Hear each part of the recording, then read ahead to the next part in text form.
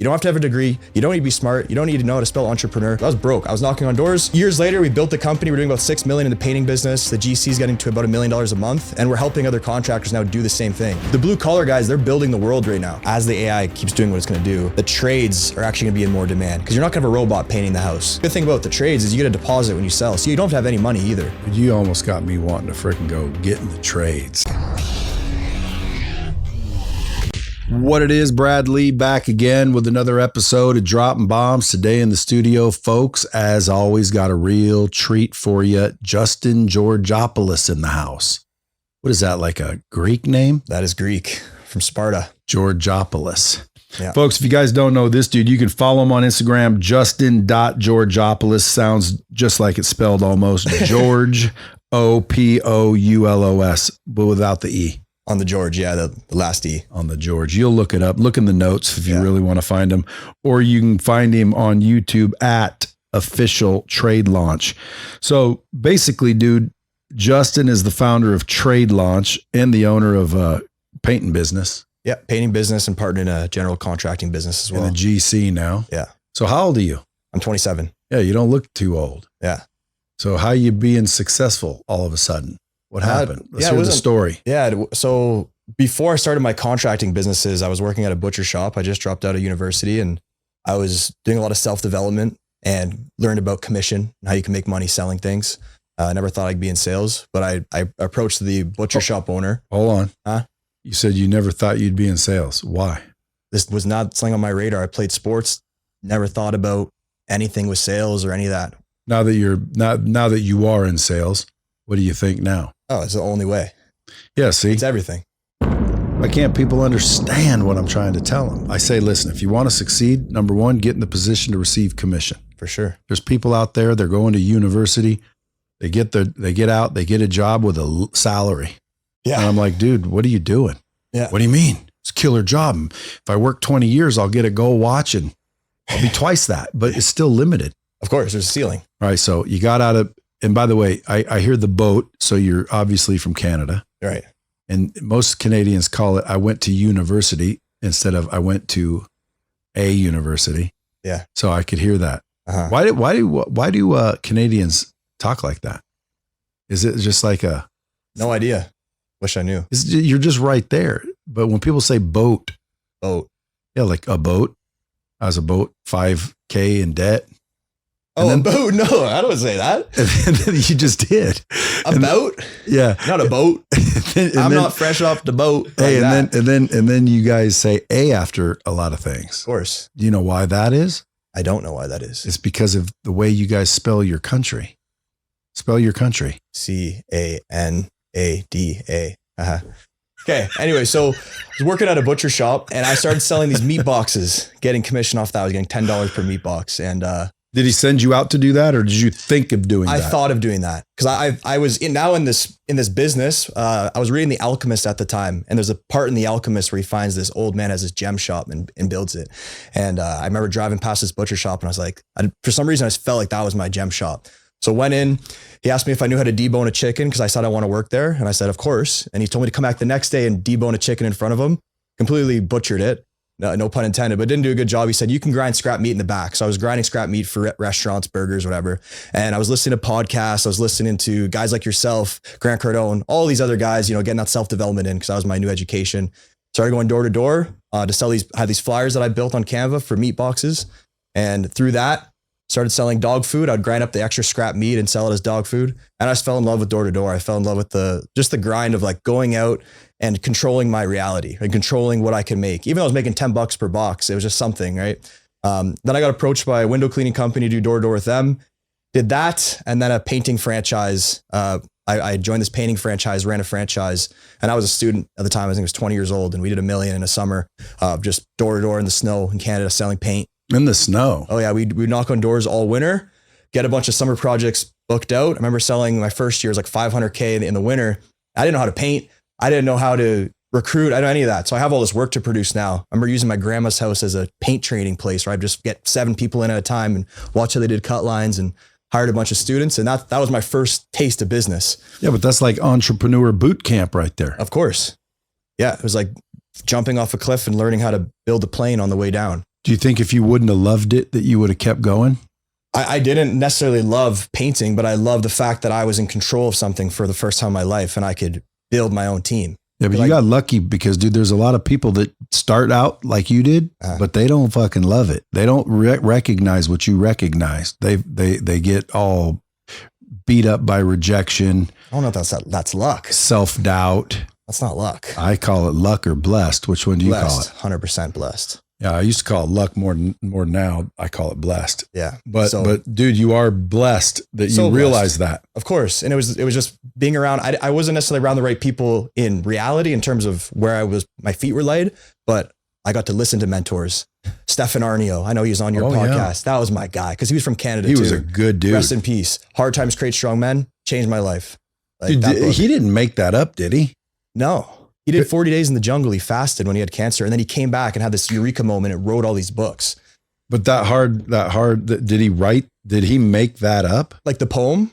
No. That was an old poem. Like hard times create strong men create good times create weak men create hard times. And that's the 20-year cycle of history, which is cool too. So that was helpful for me because I was going to a very woke university where I just felt like I was completely displaced. I didn't like the way that I had to study gender studies and stuff like that. So I wanted to get out. I read that book and I was like, okay, I'm not crazy for not agreeing with everything I'm hearing. That helped me really get the grit going of knocking on doors because I felt like I was building my masculinity at the time too. Anyway, years later, we built the company. We're doing about 6 million in the painting business. The GC is getting to about $1 million a month. And we're helping other contractors now do the same thing. You don't have to have a degree. You don't need to be smart. You don't need to know how to spell entrepreneur. Come in. We have the systems for you. Teach you how to canvas, how to build marketing teams, sales process, recruiting. That's what we do. And I love it because the blue collar guys, they're building the world right now. And they, like we were talking with AI, are soon going to be the guys in heavy demand. So we just got to have a good system that can help them do it. Yeah, well, systems and processes. Yeah. Very important if you want to scale and grow. I know we're talking about LightSpeed and that's a whole other ball game. I'm excited to talk about that more. Well, again, let's not waste the podcast on that. I know. I'll get you dialed in there. I'm just excited. But systems and processes, period, and the fact that the trades are going to survive this AI tidal wave that's coming. It's already here. It's already here. Yeah. There's going to be a lot of people that use their knowledge and they will get displaced and they will need something to do. And the only thing they're going to be able to do is something with their hands because thought, knowledge, it's everywhere now. Yeah. It's in my phone. Well, and what we're teaching the contractors is to take over their labor market. So you're going to be the guy that has all the sales and the marketing and the branding. So then you find the other subcontractors that are the guys working with their hands and we delegate to them and we have certain processes and standards for the work they produce. But I see a big problem with a lot of contractors is they identify so much as the guy on the tools that they feel like they're doing themselves a disservice or going against their morals if they step off the tools. But really, if you're trying to be a business owner, that's a recruiting, that's a marketing, that's a sales game. We can find the guys on the tools to do the work and they're probably better than you. I was talking to a guy at a conference and I was like, do you actually believe, because he was all his pride about just being on the tools and be able to tinker with everything, but he wants to grow his business. So do you think you're the best in the world at what you do on the tools? He's like, no. Like, okay, let's go find those guys. And then you can become the best business owner. That way you can pass the fishing tests and take a week off from your business and your houses are still getting built. Yeah, it'd be like somebody training somebody in person over and over again. Doesn't he have shit to do? I feel you. Yeah. So that's what Trade Launch does now. Yeah. But how did you get there? So you went too fast. Yeah. So I built the painting business, built the GC company. As a franchisee? No, I left the franchise.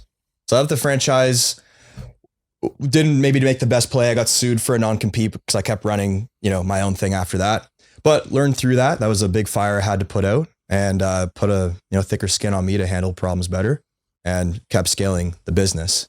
Hired a bunch of guys who got over 60 staff. So we got really great sales. All your business? Yeah. Good. Yeah. So we got a big door-to-door team. That's one of the biggest ways we market is door-to-door. Direct to consumer. You can see the house, you can talk to them. And then with our door-to-door guys, we train them as they get better to become estimators. So now they're not only getting the leads, but they're closing the sales. The sales process is one of the biggest thing for contracting companies. A lot of guys go to a house, look at the plumbing, look at whatever needs to be done, go home, email the quote. There's no sale there. That's not a sale. You're taking orders. So what we do with contractors is teach them how to present quotes, how to write up quotes faster while they're in their truck, and then how to present them on the spot and close right there with the homeowners. How do you do that? I mean, they got to understand pricing of things. Of course. So use what's called production standards. We do some math with them, figure out how long it takes to do certain tasks, what they want to charge hourly and what their profit they want to be, how much materials cost, what they want their profit to be on that. We put it into a system so they can just plug in measurements and get their price. They would have had to come up with hours later anyway. And then they can present on the spot. So basically you built this trades company up very quickly, installed all the systems that work flawlessly. And then what gave you the idea is, hey, let me show other GCs and trades how to do it. So I was already using online training, or, the way you put it, online video platforms to use for my own team. So if I hired a door-to-door rep, instead of me spending all the time training them, I built out the door-to-door program. Same thing with my estimators, my sales guys, built out the sales program, production manager program. And at some point I'm like, okay, this works for the other businesses too. That's how long did it take you? About a year to put everything I had in there. And then we're always adding to it because we're scaling still our own businesses as we're helping other contractors scale. So, we had to schedule 30, we have about 30 jobs going on at a time. So 30 different job sites in one day. So we have to have really good scheduling systems to do that. So that's all stuff I keep adding into the program. Like, hey, this is a new way we found to schedule faster and how you can delegate it to your admin. If you don't have an admin, this is how you hire an admin. This is how we use remote workers in our business. So we're always adding more into the community because we're practicing what we preach. We're a player coach. Now you have a school platform. Yeah. Community. Yeah. It's a free community. Free. Yeah. The guys can come in. They see our 5-step scaling program. We got some other tools in there they can use for free. And then if they want to work closer with that, there's paid programs too.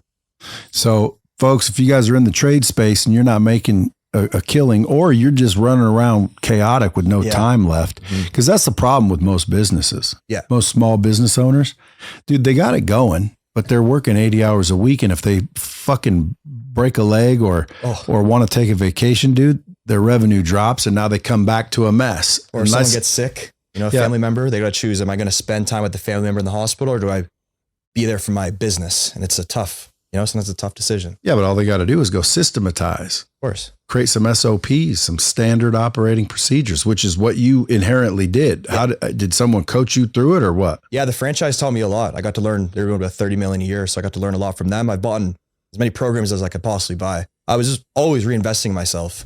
That's what I learned through reading those books and listening to podcasts. See, a lot of the people will call them scams. Why is it that you didn't get in that mindset where everything's a scam? Well, you're a scam if you don't take advantage of what resources you buy. So it's not like if you say everyone's a scam, it's just a mirror. It's like, well, you bought this program. You probably didn't show up on the calls. You can take value from anything. Even if I bought a program and I got scammed, I will take value from the fact that I didn't do my due diligence. And I'll take that and I'll say that investment was worth that lesson. So nothing's a scam. That's mindset. Of course. Who taught you that? Books, my father. Books mostly, honestly. And just going out and doing it. Did your dad teach you anything? My dad taught me that. My dad's the best. Yeah, 'cause my dad taught me nothing except how to be a fucking stoic individual. That's a lot. Yeah. But I mean, I like stoicism, but of course. I wish you'd have taught me mindset. I wish I'd have had the right mindset. When I was your age, I still didn't have the right mindset. That's a big thing we teach contractors until I was about 30. And I accidentally stumbled into that. And then I started, accidentally doing this and accidentally doing that. And then over time, I finally started to realize, but dude, you're way ahead of where I was. If you could go back to 21, what would you be telling 21-year-olds out there? I would tell them to read The Greatest Salesman in the World by Og Mandino. Because it's first person reading. You read each chapter is a characteristic that you should develop. Have you read it? Or have you heard of that book before? Great book. So that helped me a lot. I would read the same chapter every day for 30 days till I memorized it and became internal, like on persistence. And I would feel, because my subconscious is programmed, be more persistent. So just kind of brainwashing myself. And also I'd say if someone's 21, you're probably, a lot of guys like myself, I didn't know what I wanted at all. I was in school for psychology. I was, I didn't know at all. So I'd have a lot of internal stress and existential crisis. And I would say lean into that and go on YouTube and find mentors and watch videos and don't feel like you have to follow the herd just because it's easier. But give yourself some grace to explore and try different things and fall on your face and learn from that. And that's what helped me because I became a Wim Hof method instructor. You know, Wim Hof, the crazy guy. I traveled with Wim. I did ice baths, started having guys come to my frat house and do ice baths. Do you still do them? I do them, but not as religiously as I was doing them before. Do you think they're as effective as everyone thinks they are? Yeah. I think it's mostly on the mindset. I don't really care as much about what it does to my body, which obviously it's great with your blood flow and everything. Supposedly. But the mindset of not wanting to do something, getting in, and then feeling better after is like, that's life. Doing it anyway. Yeah. Sure is. I got a plunge from the company Plunge. Yeah. And so they gave it to me, and I am like an ethical guy. So I'm like, I got to post, and I can't just pretend because I'm the real Brad Lee. Yeah. So I had to fucking get my ass in those things. And thank God I was in, Vegas when it's 110 out in the morning. Yeah. Cause dude, I mean, it's almost a pleasure when it's fucking hot. You gotta come to Canada and we'll get the auger. We'll cut a hole in the ice and in the winter. And dude, that's ballsy. Cause like when it got to be winter, because it's cold in Vegas. Most people don't realize in Vegas, it gets cold as shit. Not as cold as Canada, but it gets cold. And so I'd go out there, and if it was cold outside, I ain't getting in it. I mean, it's cold outside. I'd only get in it if it's hot. So I was kind of cheating it. However, I did once get in when it was cold outside, and that's why I didn't do it again, because it was actually almost the same in it. But when I got out, I didn't warm up. Like, dude, I was bone chilled to where I was like shivering for like 2 hours. I was starting to get like worried because I couldn't stop shivering. Yeah. It wasn't good. And the hot shower doesn't help either. You just got to shake it out. You just got to keep going. But it's good. It's your brown fat activating too. You're burning fat just to stay warm. Yeah, supposedly. It's pretty tested. Well, I can give you 10 doctors that say it's not, and another 10 say it is. It's like, who do you listen to? Yeah, I guess. But you listen to whoever. Just think about a bear. Go and hibernate. Why? They muck a bunch of food. They go hibernate, and that's why they get fat. In the winter, they burn off their fat to stay warm. That's my theory. But there's no. Well, no, in the winter they're hibernating, so they're not eating, right. So they lose weight because they're not eating. Yeah, it's not because it's cold. Anyway, that's not my specialty. This is why I coach contractors and not, Yeah, but you were a Wim Hof instructor. That's breathing. That's not just ice baths. Yeah, the breathing is cool too. Well, breathing, from what I hear, is like miraculous shit, which is weird because are you spiritual at all? I'm Christian. Yeah, that's spiritual. Yeah. So when I hear spiritual sounds, I think about the crystals and stuff. So, well, that's spiritual too, but spiritual, I think, just means that you believe that there's something else. You need to, especially to succeed in business, you need to have faith. And that was a big thing for me starting, is like, I was getting punched in the teeth, but I just had faith that it would work out. And a lot of contractors are struggling right now. If they don't have the systems, they're all spread super thin. Well, that's why, dude, because they don't realize that there's easier, better, smarter ways. Just like, everybody's guilty of that. Have you hired a contractor before? Never. What do you mean? You did all the work yourself? What work? Like your house. You never hired someone to work on your home? Never. What do you mean? I've never done it. So you've never had a plumber come to your house before? Nope. Or a painter? Nope. Okay. We'll be the first. Why not? I don't fuck with shit like that. Yeah, they do. No, someone else does that. Okay, but you've been part. Okay. I haven't been part of shit. Like I say, hey, ask you is what is your typical understanding of what you think when I say contractor, what comes to your mind? Not what they do, but like the business side. To me, the contractor's the ones that knows the workers and has the license and has taken the responsibility. Because I've never seen the contractor show up and do shit. It's usually you call the contractor and they have someone show up, right? Sometimes some guys are just a one-man show and they're stuck on the tools. Well, I've never seen that. Really? They're everywhere. But I've never done it either. Yeah. So like I call my assistant or somebody and I say, hey, I need this done. And they go, got it. Yeah. And then next thing you know, it's done. But whenever I go home and there's people in my house doing the work, it's not usually the people we called. It's usually their crew. Of course. Those are like, as the companies get bigger. I call them the workers. And then I always think to myself, like, why don't the fucking workers that are working for this guy who just took the call, took the money, and then sent out the workers, why don't they want to own their own business? Like, why don't they want to be that guy? And what I find out is because they have limited thinking. Of course. They don't think like you do. That's why you own the business and people work at it. And well, we help a lot of guys that do that exact thing. They start on their own. We'll coach guys that are thinking about starting their business. We had a guy, Fernhill Fencing. We actually went on ChatGPT to find his name. He was in real estate investing and he wanted to start his own. He want to get active income. We got him to $1 million in his first year doing fencing. Hired him crews, did all that. So it's like guys could start literally from scratch and we can go to $1 million in that first year. Easy. If they follow the system. Easy. Dude, home services is crazy lucrative. And good margins, like great. Roofing. Yeah, roofing's big, solar, but even deck building, landscaping, fencing, hardscaping. Hardscape. You want to get the high ticket, the higher ticket, because you're going to do the same sales Garage process doors. anyway. You know Tommy Mello? Yeah. Garage doors. Yeah. Made him painting. Huge. Painting. Painting. Especially the ones that are lower skill, like in terms of you don't need to get some ticket to do the job. You know what I mean? Like electrical. Electrical is still great, but you got to go to school a lot of times. You got to at least have a master electrical. For painting, for deck building, for all these ones, you could literally be no experience in the trades. Put up job ads, hire guys, knock on doors, or do some cold calling, or put up Facebook ads and get projects.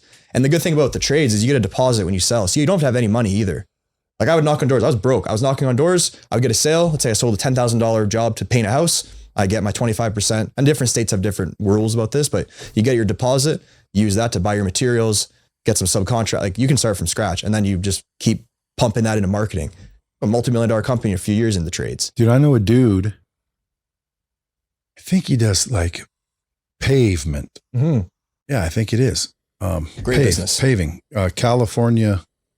No, something coast pavement or coast paving. Cool. Dude's doing $20-30 million a year. Dude, he fucking was dead broke, bought a truck. Yeah. Got a job, did a job, got another truck, did another job, just built that shit up, and now he's living. Yeah. But I think the laborers, the workers, whether you work for someone or you're the one that has the workers, I think your business is about to explode regardless because of AI. Mm-hmm. AI is going to put a lot of people out of a job because they don't know how to leverage it, right? Mm-hmm. And because you're not needed anymore because knowledge is going to be pretty easy to get. Now, it's always been easy if you're resourceful, but the question is who's going to, hold you accountable or who's going to, walk you through it and, coach you along the way because the information is somewhat easy. Like I could go to ChatGPT right now and say, how do I fix my plumbing? Right. And I'll bet you it will tell me. Mm-hmm. Question is, do I have a 3/4 inch pipe wrench? Do I know what to pick up at Home Depot? Mm-hmm. Do I want to deal with that or just pay someone to do it? Right. I'm going to pay someone to do it. The information is worthless. Mm-hmm. But if I am like a doctor, I had a guy in here the other day, dude, there's about to be free healthcare. People are like, what do you mean? This guy's coming out with an app called doc.com and it is fucking free healthcare, period. Because the AI is basically spitting it out and all they need is a doctor to agree with the assignment. Takes 2 seconds. It's free. And the way they're doing it is they're selling the meds because money's in the meds. And so they're paying these doctors and the doctors again, dude, I'm telling you, they're just now button clickers and pretty soon they won't even need to click the buttons. And then what are these doctors going to do with all this knowledge? Right. And that's the same thing we were saying with AI is like, as the AI keeps doing what it's going to do, the trades are actually going to be in more demand because you're not going to have a robot painting the house. Nope. You're going to need these guys. I mean, you will eventually. I really do believe that. Sure. But you're still, yes. But like, and someone the other day was arguing because I said the same thing to him and he said, no, they're already there. I said, dude, I haven't drove by any house and seen a bunch of fucking robots all over the roof. Yeah. Like, dude, it's a long ways away, 4, 5, 6, 10 years, maybe. Yeah. But someone's still going to have to come out to your house and drop the robot off. Yeah, the robots are going to need to be inside a business. Or own the robots. Become a business person. Play. Yeah. You know what I mean? Oh, yeah. Like a truck driver. People are like, oh, they have a self-driving trucks. You're going to be screwed. Well, why don't you just start buying self-driving trucks? And then the people still need the truck. Mm. But trades, I agree, dude. Someone's going to have to build the building. Yeah. Someone's going to have to roof the house. Someone's going to have to replace the toilet. Someone's going to have to fix the plumbing, the electric, the framing, the concrete. Someone's going to have to pour it. Right. And those guys that are good at doing the work that maybe don't have the ambition to run their own business because they want to clock out at 5, that's totally fine. That's the life they chose. But the guys that are hungry and want to get in the trades, like you're basically labor wholesaling. You're finding homeowners, you're finding guys that want to do the work, you're connecting them. But also what's important is like the culture on the labor side. These are, when you hear the word labor, so you think, oh, labor, it's like, no, these are the guys that are doing the work. This is like the most important part of your business is these guys. They're the skilled ones. They're the skilled ones. So you got to have a really good recruiting process to find the guys that aren't on drugs, have their own car, like that are a good fit. Reliable. For your company. Yeah, reliable, show up on time, consistent. Because a lot of people misestimate the project management side of things. Oh yeah. Well, I know people that can fix toilets. What happens when they don't show up the first time? Totally. And then your Yelp review goes to shit. Yeah.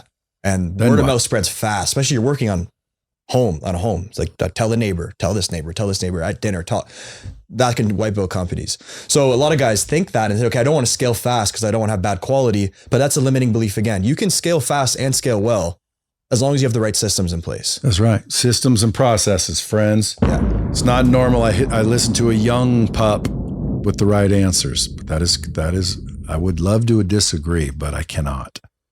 Then there's people that are like making it work. They're so successful because of the industry, their whatever, their sales team, but they're chaotic. And you can't scale chaos. No. You have to get organized, systematized, SOPs. And by the way, I don't know if you're aware of this either, but simply having a training system, not a community, but a training system, the value of your company usually will go up between 1 to 3 times EBITDA. So I keep telling companies, there's 29 million small companies in the world. They don't have training systems.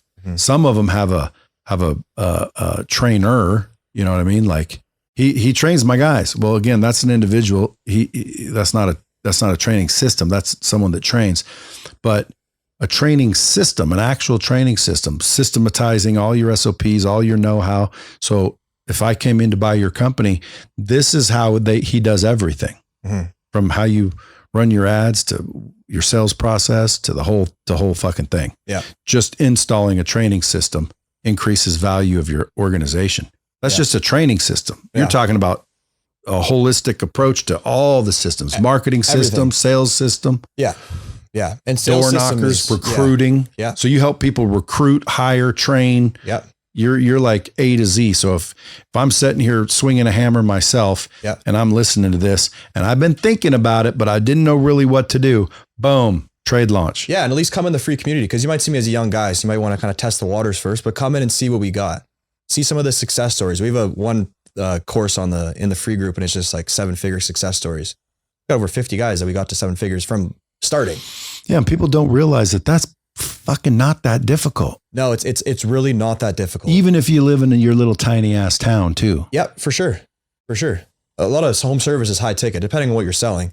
And if you're not selling high ticket, we've worked with guys to help them develop a high ticket offer. Maybe they're selling window cleaning. It's like, hey, let's do soft washing for the house instead. Now you're selling $2,000 instead of $300 to clean the windows. Well, I've always thought to myself, if I'm out there doing windows, even windows, why wouldn't I also do garage doors? And why wouldn't I also do roofs? And why wouldn't I also do landscaping? How come you've never seen one company do it all?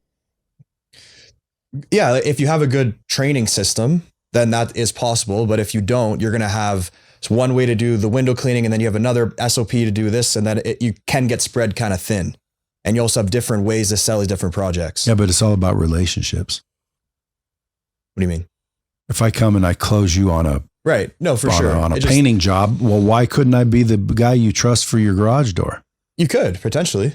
You could. It's the relationship. But would you go to a family doctor to get a heart surgery, or would you go to a heart surgeon? We're talking about fucking.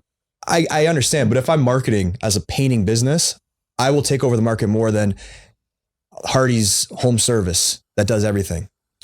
Well, if you went to what was your analogy? It's a heart surgeon. What about it? If you're looking for heart surgery, you'd go to the heart surgeon versus the family doctor. Yeah, but if the family doctor happened to be the best heart surgeon in the country, I'd just use him. Yes, no, that is true. However, and if it turns out to be the best plastic surgeon, also, but coincidentally, if you're looking on Google and you're seeing painting, well, that's where the relationship begins. I understand, and that makes sense. But for a lot of guys, like I do suggest that guys simplify their services when they're in the beginning of scaling. Because a lot of guys have so many services and they're chaotic and they have one way they do this job, one way they do this, and they don't know what to even call their name. Like this is a big problem in the trades. That's more of a marketing issue. Right. Because that's a handyman. They can do anything. Right. Well, I'm not looking necessarily for handyman for high ticket shit. I'm looking for little fix it jobs. Right. But if I'm looking to paint my house, I'm calling a painting company. Exactly. That's if I'm looking to roof my house, I'm calling a roofing company. Yeah. If I need windows, I'm calling a window company. Right. But dude, just the other day, I live on a golf course. Mm-hmm. I have a golf ball smash my window. Mm. I don't know how big it is. Let's say 8 feet by maybe 4 feet. It's those little, windows you put, they're like maybe that wide and about 8 feet tall. And there's like 6 of them. Got it. On a curve. Yeah. Well, one of them gets smashed. So I call a window company.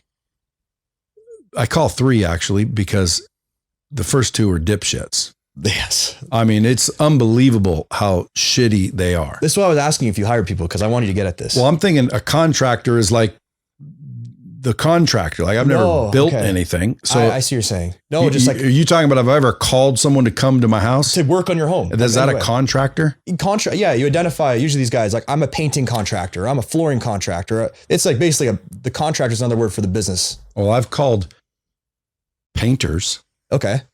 Yeah, I didn't know they were contractors. They are. Oh, they're a painting contractor. All right. Well, then yes, I've called a few. That's what I was getting at. And I can tell you the ones I've called suck. They come out there. They must not realize they're in sales. Yeah, they're not. They're rude as shit. Uh-huh. They don't know how to negotiate. Uh-huh. And they're quite frankly leaving money on the table. I'm sure of it. Oh yeah. I called a garage door company because I saw something that said, squeaky garage. You know how your garage door gets squeaky sometimes? So I called him. He came out there and total dick, fucking rips me off this thing and tells me, call me if you need anything, walks away. Like, is that it? No clothes, nothing. So he left.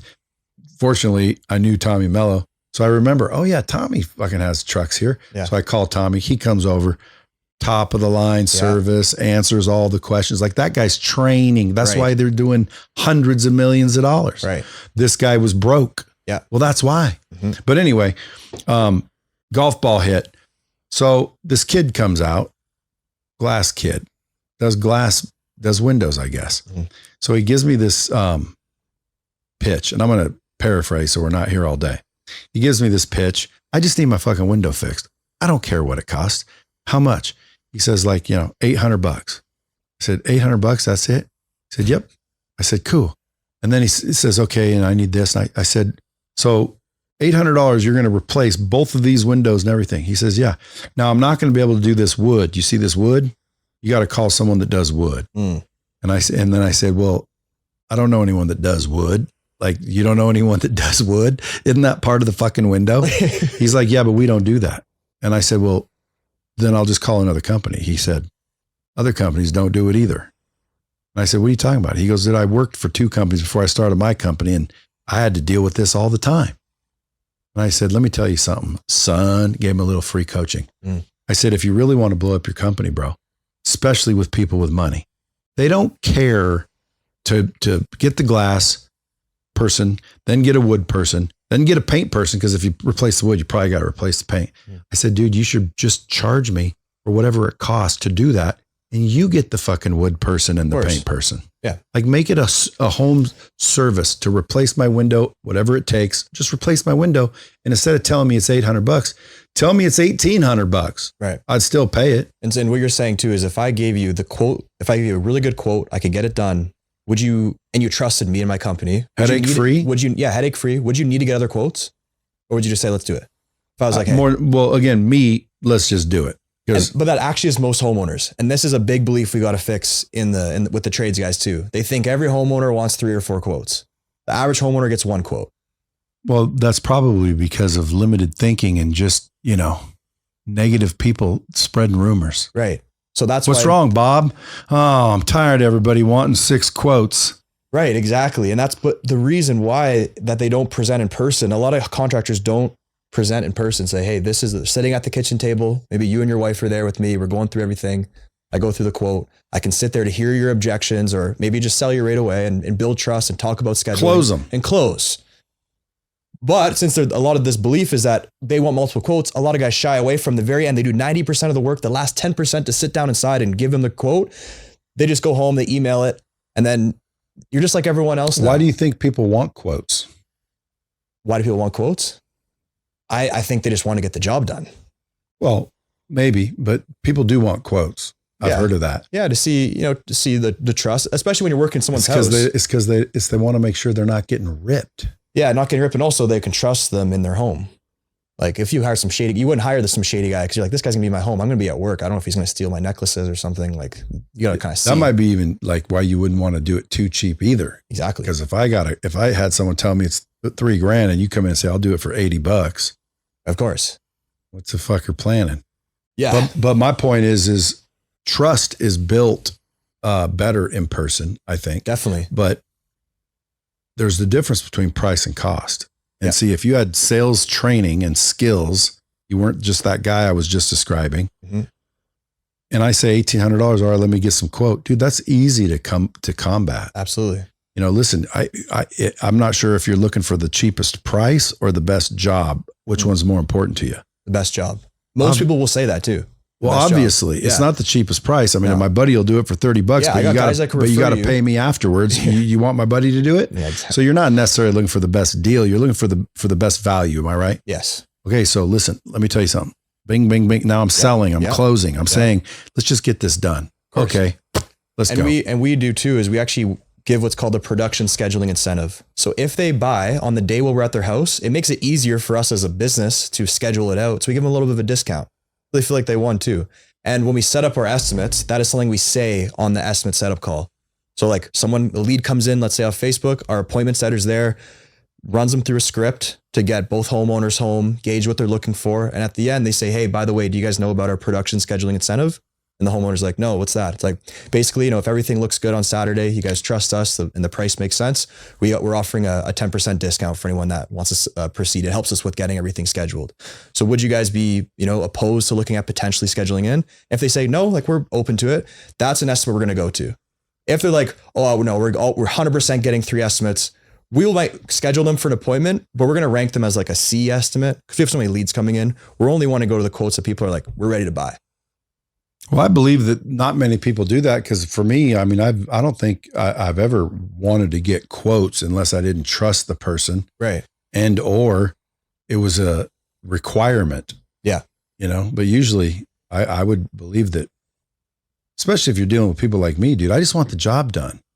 I don't give a fuck if I can save $300. You're there. You're willing to do it Tuesday. Let's get it done. Of course. I don't want to wait till Tuesday, then get that guy, then wait till Friday, then get that guy's quote to save $300. Yeah. And the contractors that are going to give the cheapest price probably will be late to the estimate, or they won't show up, or they'll take a long time sending it. And if the homeowner's looking for the cheapest, it's like, just so you know, what you just experienced from him so far is going to be way worse when now he has your money. He's trying to get your money and he's already dropping the ball. Wait till you pay him. And then he comes to paint your house. It's like, it's or doesn't, which is the rumors. They won't even show up once you pay them. Steal the deposit and go. So the trades is like the Wild West right now. But if you have good systems, if you're a genuine guy too, because some guys are in it for the wrong reason, but most contractors, they have families, they have values, usually it's more men in the space that want to build a life. And if you have all those values, like all you got to do is just present what you already know you can do, but present it in person. Even if you can't, maybe you don't have a system to quote the job the same day, go back home. But before you leave the first appointment, let's say you and I met, I was going to paint your house. I didn't know how to quote it. I'm still new to numbers. I'd say, hey, Brad, I'm going to take this back to the office. What's a day I can come back and sit down with you? Because I'll be back in the area. At least just getting back in person to present your quote and ask for the sale is the first place to start. So you're teaching all kinds of businesses or trades people this. Is it mainly what size company? The guys that are starting out can come in for sure, but we're working with guys typically between, $300K a year to about, 10 million is like the range that we're working with guys in. But we also take guys that are just starting out, but they got to be hungry and coachable. Because if they're not coached, we've kicked guys out of the group. If they're like, nah, it doesn't work. Like, it's like, okay, man, we just want guys that are willing to follow the process. Do any of them ever say, well, show me your businesses? Of course. I've had a guy in a sales call say, show me your bank account. And I showed him my bank account. What did he say? He said, I'm in.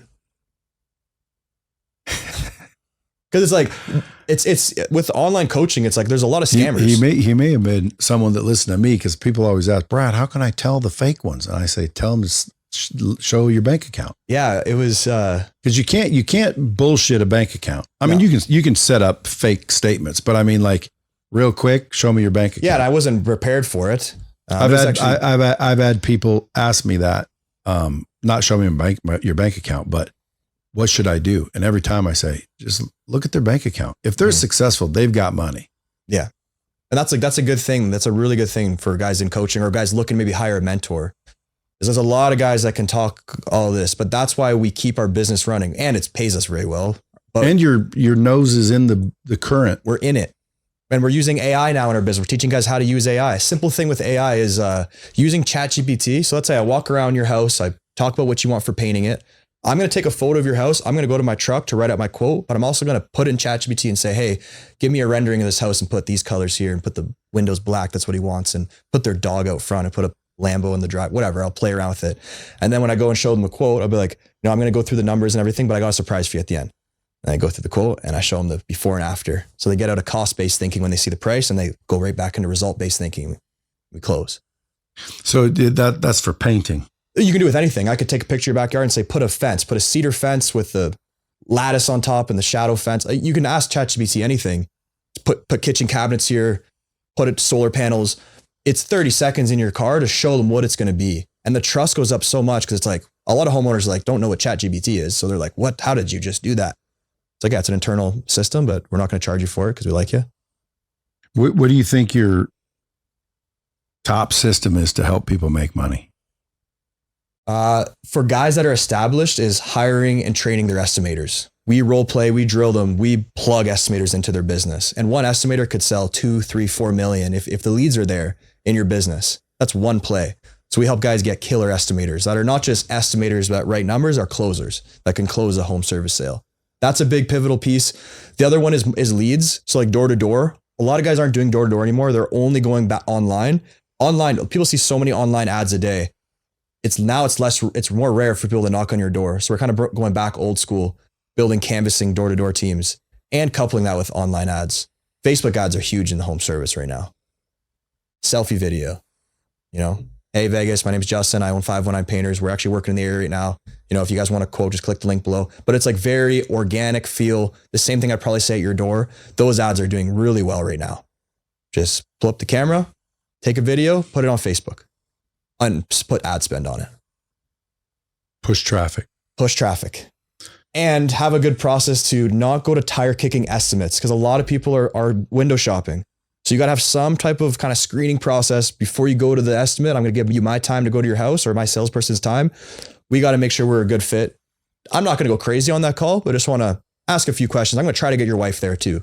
Because if I don't get your wife there, maybe for you, not because you're a guy that's like, yeah, let's just do it. If I saw Bradley in my CRM, I'd be like, I wouldn't ask you to get your wife there and make the decision.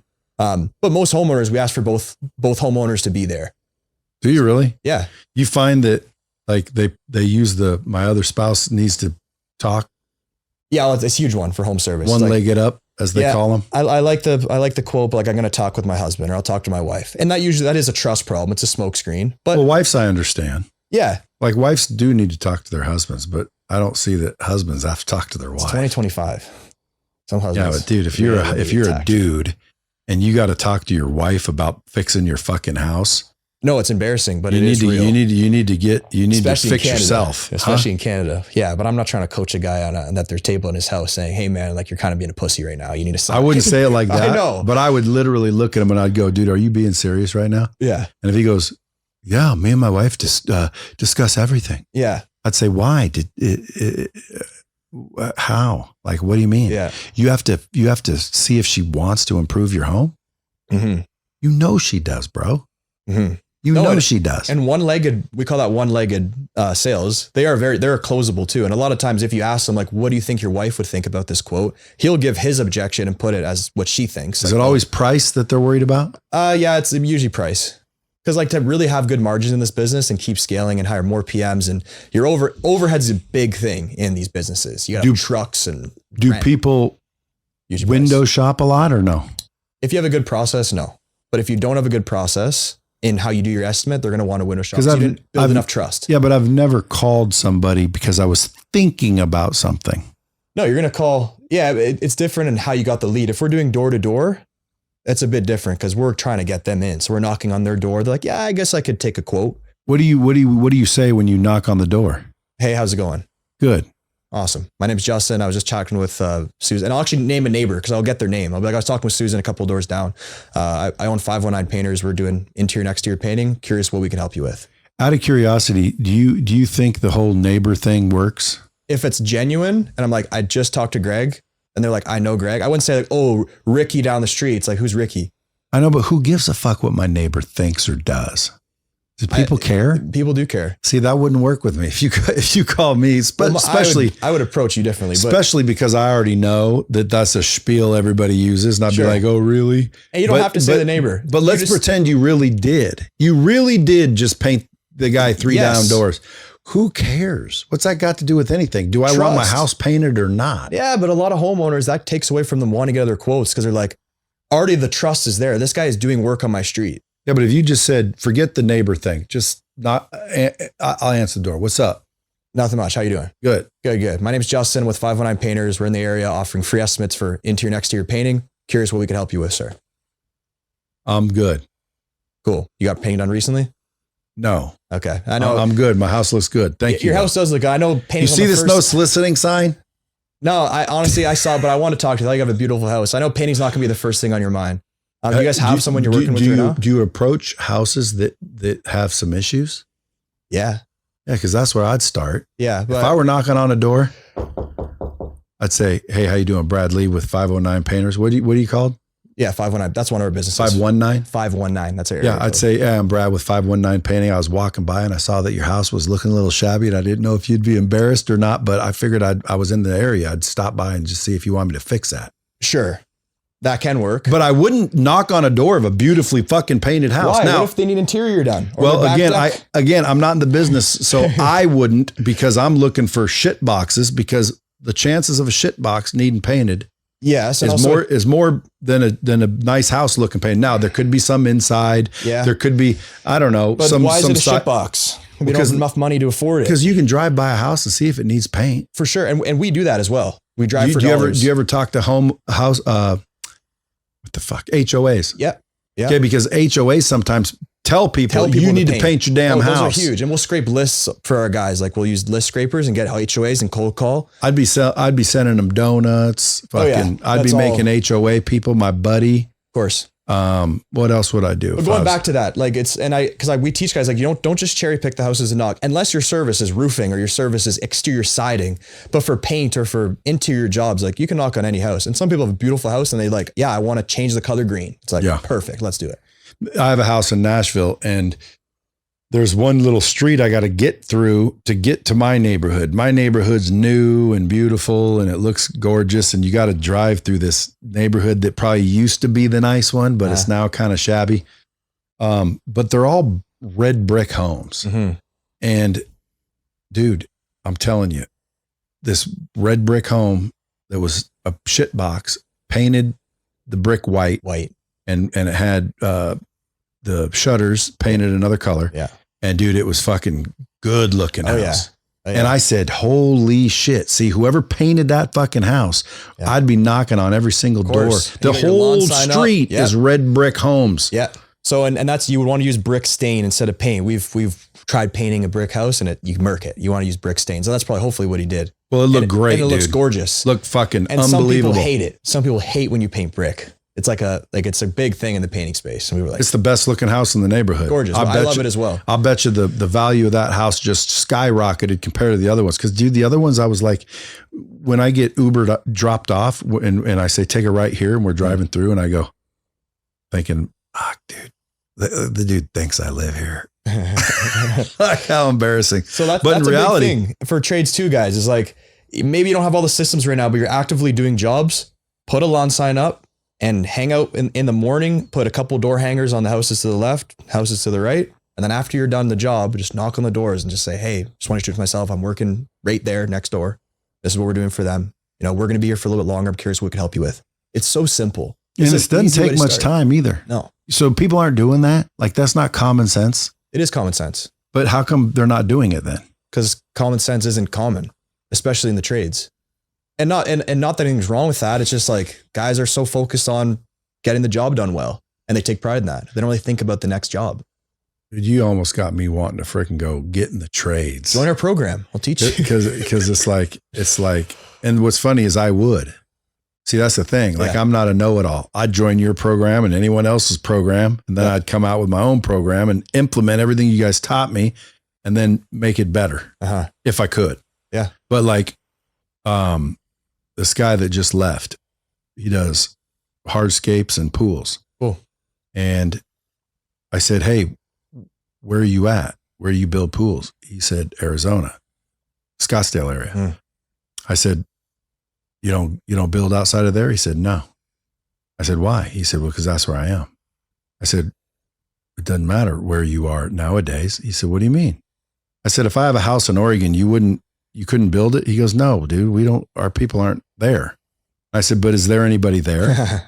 And he said, well, yeah. And I said, well, couldn't you make a relationship with a pool company there? If I called you, what's the value? You could see his eyes go. For sure. Because like he said, nobody does that. So I called 2 pool companies right in front of him just to test it. And I said, hey, how you doing? One was in Texas and one was, I forget where the other one. Oh, well, one was his, and his person answered the phone, and I said, "Yeah, I'm looking. I just saw you on social media, man. Gorgeous pools. I want you to build me one." And they said, "Oh, great. What's your name? I'll get you to a designer." And I said, "My name's Brad, but I live in Oregon. Do you guys build in Oregon?" She goes, "Oh no, we don't build in Oregon." Mm-hmm. I said, "Okay, well, I'll call someone here then." She goes, "Okay, sorry." His company. Yeah. And then the next one, was the biggest one. I said, what's the biggest pool company you've ever heard of? He told me. I called him. Same fucking thing. Mm-hmm. Dude, nobody in that business understands that the lead is the fucking value. Mm-hmm. Like, dude, the person actually digging the hole, people don't care who's digging the hole. That's why subcontractors or 1099 are a great way to scale. You find a lot of these guys, like for us, we find smaller companies that are maybe one guy with his couple brothers. They got their unbranded truck and they want to work, and they want consistent work. They just want to be consistent. They don't want to make all the money. And so we'll put ads up in the paint stores, hiring subcontractors. We'll put ads everywhere, and we just funnel guys in. Because you're getting the leads. We're taking over all of the labor market. And that's what I'm teaching guys to do, is how to find all these subs that are small, and you'll pay them. They'll make more with you than they would on their own, because they don't know how to market. They don't know how to sell. So if you're willing to take that extra responsibility and learn that, but we have to a little bit dissociate you from identifying as the guy that swings the hammer. You can be that guy, but then come work for us then. But if you really want to run your own company, learn the skills, high income skills. But you're not training the guy swinging the hammer. You're training the business owners. I'm training the guys swinging. A lot of business owners are the ones swinging the hammer in the early stages. I'm training them how to become the business owner. And then the guys that are already business owners, how to install. We work with companies that some of them, they just want us to do door to door. Like, come in, I want you to install door to door in our business. We work with guys doing 17 million. They're bigger than us, but they just want us to do door to door. I'm like, hey, we know door to door well. We'll do that. Other companies want the whole spiel. We want everything. We want just business development. Or I want you to train one of my leadership guys. We help in a lot of different ways. Just depends on what the business needs. Where do you see it going? Trade launch? Yeah. I see it going absolutely worldwide, flying out to companies. I would love to fly out to more companies. I got one guy I'm actually visiting in Vegas that work with him, his painting business. Flying out, having events where guys come to us, and then being an overall training platform, like we were talking about, for guys to plug each of their people in leadership positions and have the business owner not needing to be as involved. We're doing that now, but it's a lot of my time. I put my heart and soul into this, and we have coaches in there as well. But I would love to build it out where, PMs can have their own stuff to go through their own trainings. So where does it begin? Where does what begin? Somebody starting with you. They can follow me on Instagram and DM me. They can click the thing in your bio, the free school thing. They can just, message me. We'll chat. I don't like to work with everyone either. Do you know the free school address? It's what is it? Contractor Growth. I think it's Contractor Growth. It's school.com/us contractor growth. I would get you to put it in the bio though, if you can check it. We'll put it in the bio. Yeah. All right. What else? How can the bomb squad help you? How can the bomb squad help? just honestly, man, keep doing what you're doing and shed some more light on the trades guys. I think you have probably a lot of guys in the trades.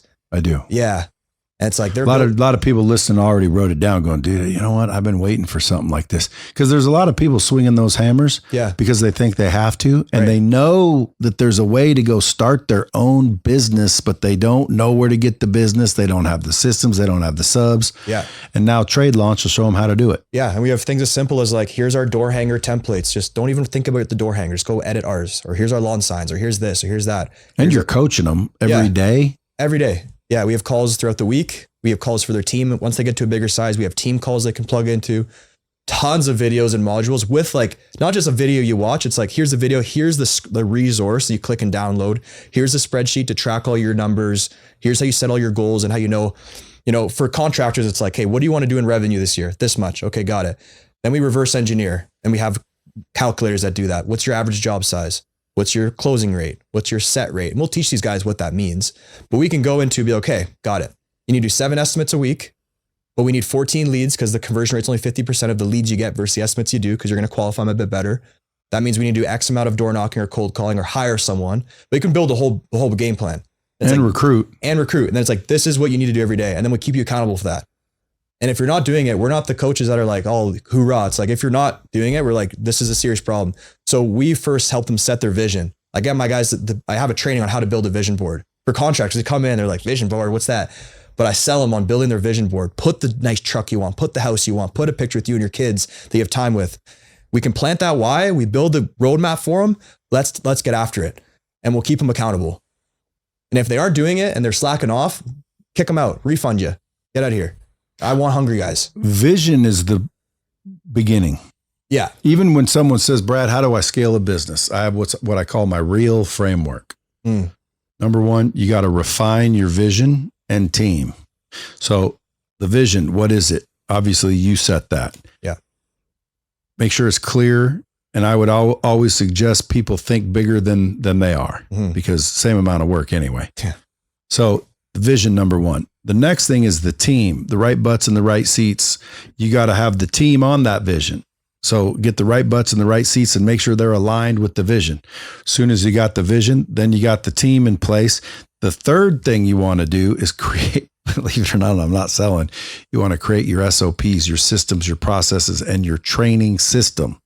So everything's there, clear and easy. Everyone's not coming to you or some of the leaders that have all that shit in their head. You got to get it out of their head and into a training manual, system, something, SOPs. Yep. Then from there, now you want leads. Okay. You want to figure out what is your lead generating process, your marketing. Yeah. Then you want to figure out your sales process. After your sales process, you want to figure out your KPIs because what doesn't get measured doesn't get managed. Right. Once you get your KPIs in place, the last but not least is what I call your feedback loop. Okay. You got to have feedback from your customers and from your employees. That's and from a mentor or a coach. That's your feedback loop. And then you leverage, which is the final one, you leverage the data and you just keep repeating that. And I'm telling you, you'll grow and scale your business. People say, well, how's that real? Refine vision and team, establish systems and processes, attract and convert customers, leverage data. Yeah. That's all you got to do to grow and scale a company. Yeah. And that's exactly what we do as well. So it's like, if that does sound overwhelming, hearing all that as a guy that's like just finished, like, like unclogging a drain, it's like, well, we'll help you step by step and show you the ropes on that. And once you see it, it's you're like, fuck, that wasn't that difficult. Yeah. Yeah. And actually, thank God I did it. You probably have 100 testimonials. Oh yeah. I got a lot. He's got testimonials, folks. He's got proof. Appreciate you coming in, dude. I'm proud of you, son. Thank you. I don't know. You sound like you have a good dad, so he's probably told you before. My dad's the best. Some people don't have good dads. No one ever tells them. And one time I said, I'm proud of you. And the dude started tearing up. Wow. I'm like, dude, what's wrong? He said, nothing, man. No one's ever told me that before. Oh, I'll tear up after I'm holding tear up after. All right, folks, listen, go follow this cat at josh.georgopoulos. No, Justin. Justin. I'm reading George. Come on, man. I'm reading George. Redo the whole thing. At Justin.Georgopoulos or at Official Trade Launch on YouTube. You can find him. What videos you putting up there? I don't have any. I'm getting into YouTube more. I'm realizing that's how many followers you got? Like on Instagram, like 3,000. Do we got to get your fucking shit up? I know. That's why. Are you posting content? Or are you too busy working? Posting content. Every day? 3 times a week. That's not enough. I know. I can show you how to do it. Matter of fact, I'll give you a guide before you leave here. If you follow what I tell you to do, ask Andy Elliott if it worked for him. Okay, I will. No, thank you. I mean, all you got to do is just do what I tell you. Again, that's the same thing. Like, I'm sure you lay it out for contractors and say, like, just do what I tell you and it'll blow up. Yeah. And I do hire, whenever I don't know, I'll hire guys. Like I hired Brand Sharks. Brand Sharks is a great company that is, I just hired them. So they're helping with content too and editing.